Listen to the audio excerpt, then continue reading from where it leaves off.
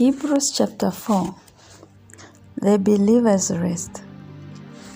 Therefore, while the promise of entering his rest still remains and is freely offered today, let us fear, in case any one of you may seem to come short of reaching it, or think he has come too late.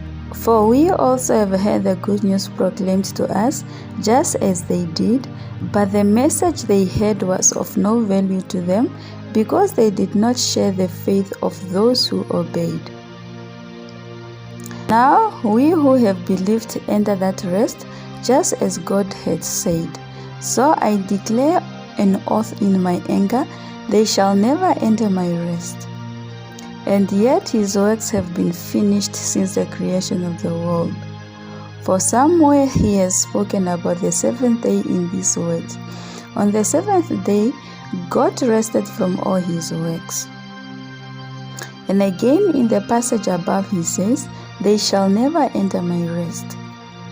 Therefore, since it still remains for some to enter that rest, and since those who formerly heard the good news proclaimed to them did not go in because of their disobedience, God again set a certain day, calling it today. This he did when a long time later he spoke through David, as in the passage already quoted. Today, if you hear his voice, do not harden your hearts. For if Joshua had given them rest, God would not have spoken later about another day.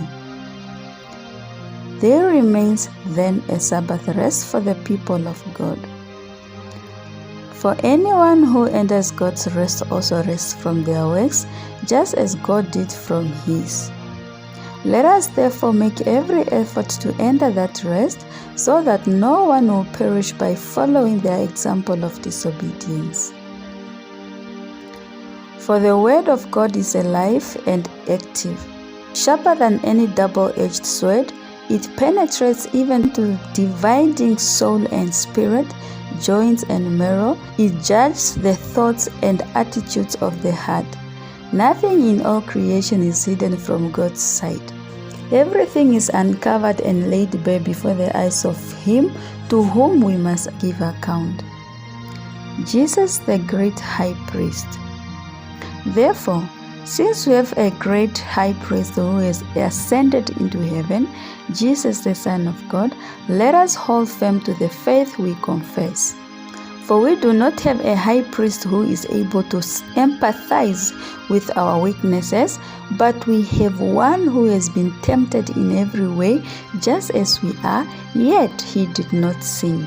Let us then approach God's throne of grace with confidence, so that we may receive mercy and find grace to help us in our time of need.